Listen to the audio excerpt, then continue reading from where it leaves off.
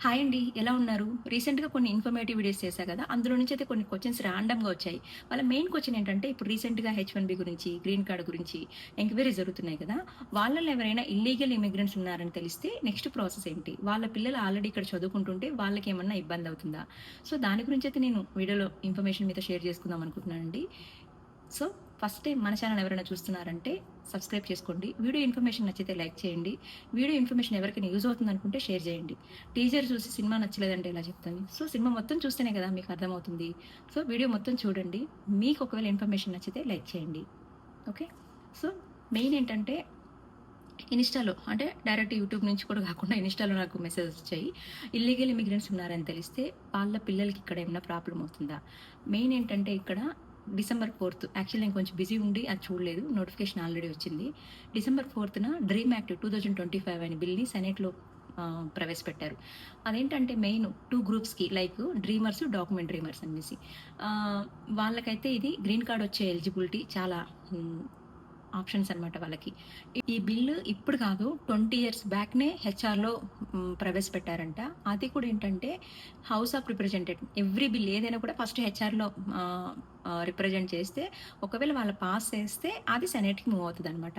ఇది హెచ్ఆర్‌లో పాస్ అయింది గానీ సెనేట్‌లో లిమిటెడ్ ఓట్స్‌తో ఇది ఫెయిల్ అయిందనమాట. సో, ఈ ఈసారి ఏంటంటే డెమోక్రటిక్ నుంచి ఎక్కువ పుషప్ అవుతుంది. ఎందుకంటే one of the leader I think democratic నుంచి ఈ ఇయర్ ఎండ్ అనమాట. అతని పదవికి విరమణ ఉంది. అందుకని ఎక్కువ పుషప్ జరుగుతుంది అనేసి. అసలేంటి ఈ బిల్ ఏంటంటే డ్రీమ్ యాక్ట్ 2025 ఇది 2 గ్రూప్స్ అని చెప్పా కదా! డ్రీమర్స్, డాక్యుమెంట్ డ్రీమర్స్ అనమాట. డ్రీమర్స్ అంటే ఎవరంటే ఇప్పుడు అమెరికాకి వస్తారు కదా! ఇల్లీగల్‌గా సంథింగ్. వాళ్ళతో పాటు వాళ్ళ పిల్లల్ని కూడా తీసుకొస్తారు కదా! వాళ్ళ పిల్లలు 10 ఇయర్స్ లోపల ఉంటే గనక వాళ్ళకేం తెలీదు కదా! సో, పేరెంట్స్ చేసిన మిస్టేక్‌కి పిల్లలు ఎక్కువ ఎఫెక్ట్ అవ్వకూడదు. వాళ్ళ చదువులు ఏమి ఇబ్బంది పడకూడదు అని చెప్పి సుప్రీం కోర్టు ఒక రూల్ అయితే పెట్టింది. ఇల్లీగల్‌గా ఎవరైనా ఇమిగ్రెంట్స్ చేస్తే వాళ్ళ పిల్లల చదువులు ఎక్కడ ఆగకూడదు. పేరెంట్స్ చేసిన మిస్టేక్‌కి వాళ్ళు ఇబ్బంది పడకూడదు అని చెప్పేసి అప్పట్లోనే రూల్ పెట్టారు. మీకు ప్రీవియస్‌లో వీడియోలో కూడా చెప్పుంటాను. పిల్లలు ఇక్కడ సర్టెన్ ఏజ్ వచ్చాక వాళ్ళ వర్క్ వాళ్ళు చేసుకుంటారు. వాళ్ళు అలా లీగల్‌గా వర్క్ చేసుకోవాలంటే ఎస్ఎస్ఎన్ అప్లై చేయాలన్నమాట. ఎస్ఎస్ఎన్ ఏంటంటే సోషల్ సెక్యూరిటీ నెంబర్ అనమాట.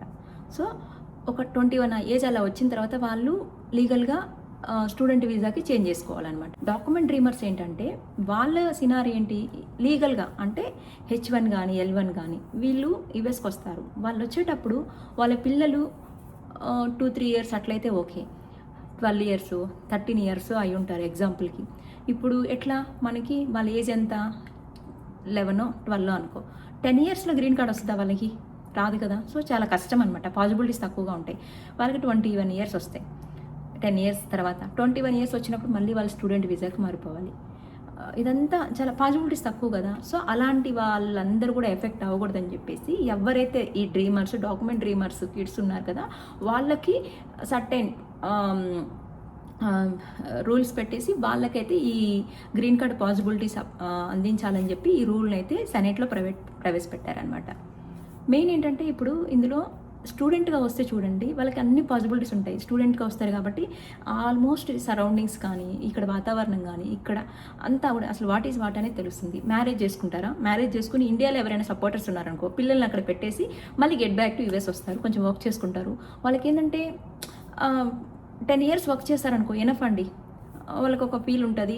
అందుకే స్టూడెంట్‌గా ఉన్నప్పుడే ఇక్కడికొస్తే చూడండి మళ్ళీ ఇండియాకి రావడానికి వేరే వేరే హోమ్ కంట్రీకి వెళ్ళడానికి కూడా ఇష్టపడరనమాట. ఇక్కడ సెటిల్ అవ్వాలనే ఆలోచనతో ఉంటారు.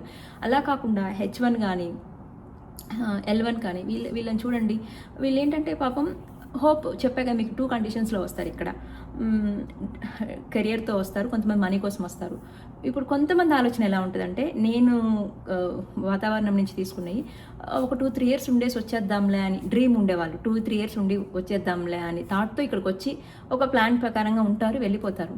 కొంతమంది వస్తారండి. వాళ్ళ పిల్లల చదువులు ఎలా ఉంటాయంటే థర్డో, ఫోర్తో అంటే ఇక్కడికొచ్చాక మళ్ళీ ఇంటర్మీడియేట్ ఎంత అవుతది. మీకు చెప్పా కదా! 21 ఇయర్స్ అయిన తర్వాత మళ్ళీ వాళ్ళు స్టూడెంట్ వీసాకి వెళ్ళిపోవాలి. ఆ లీగల్‌గా ఆ లిటిగేషన్స్ అన్నీ ఉంటాయి. ఇట్స్ నాట్ ఎన్ ఈజీ అనమాట ఇక్కడికొచ్చాక. తనకి ఆల్రెడీ గ్రీన్ కార్డ్ వచ్చింది. గ్రీన్ కార్డ్ వచ్చాక ఇద్దరనమాట. ఇద్దరు కూతుర్లు. ఇద్దరు కూతుర్లో ఒక పాపకి ఆల్మోస్ట్ అంటే పేరెంట్‌కి వచ్చింది కాబట్టి వాళ్ళ వైఫ్‌కి పిల్లలకి వచ్చేసింది. వాళ్ళకొచ్చే టైంకి వాళ్ళ పెద్ద పాప ఆల్మోస్ట్ 21 క్రాస్ అయిపోయిందనమాట. 21 క్రాస్ అయిపోతే తను స్టూడెంట్ వీసాకి వెళ్ళిపోవాలి. కాకపోతే ఇప్పుడు మళ్ళీ వాళ్ళు ఇక్కడ ఆల్మోస్ట్ 10 ఇయర్స్ 15 ఇయర్స్ ఉన్నారు. ఆల్మోస్ట్ ఇక్కడ చదువుకి ఇక్కడ వాతావరణంకి అలవాటు పడ్డారు.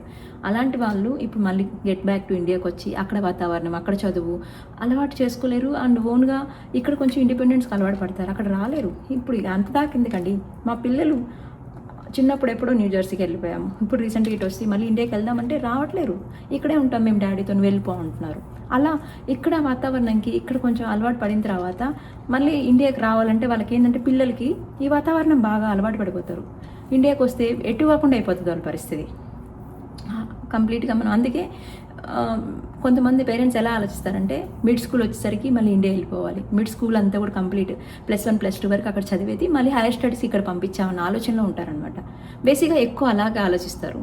ఇక్కడ మిడ్ స్కూల్ కొంచెం ఇండిపెండెన్స్ ఎక్కువ ఉంటుంది పిల్లలకి, కొంచెం ఎక్కువ వాళ్ళకి ఎక్కువ ఇన్ఫర్మేషన్ తెలుస్తుంది అనమాట. ఇక్కడ ఎక్కువ ఇన్ఫర్మేషన్ తెలిస్తే అది 2 రకాలుగా ఉంటుంది. ఒకటి పాజిటివ్గా ఉంటుంది, ఒకటి నెగిటివ్గా ఉంటుంది. మన పిల్లలు ఏ వేలో వెళ్తున్నారు అనేది మనం ఓన్లీ వాచ్ చేయగలం, కానీ మనం ప్రతి ఒక్కటి 24 అవర్స్ మనం గమనించలేం కదా. అలా భయపడతారు అనమాట కొంతమంది పేరెంట్స్. భయపడి ఎక్కువ టెన్షన్ అయిపోయి వాళ్ళకి ఎక్కువ హెల్త్ ఇష్యూస్ వస్తాయి, వీళ్ళని గమనించలేక, వీళ్ళు ఏం చేస్తున్నారో చూడలేక. అవన్నీ రియల్ టైమ్ సినారియోస్ అండి. అవన్నీ ప్రతి ఒక్క లైఫ్లో ఉండే, ప్రతి ఒక్క ఫ్యామిలీలో ఉండే.